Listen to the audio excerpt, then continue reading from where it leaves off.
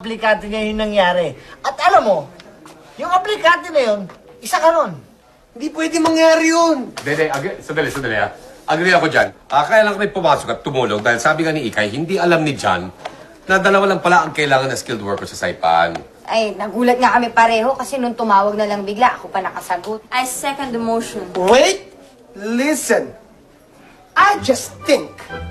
So to top it all, no one can be denied for such manipulation.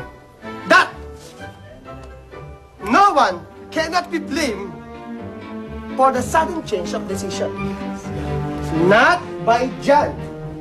I repeat, not by John, but by the other party. Not by John, but the other party who has the capability to insinuate the situation of the processing. Alam mo, gusto ko lang pumunta ng Saipan. You can go to Saipan anytime, but put it in your mind that the following situation is not by John. Not by John.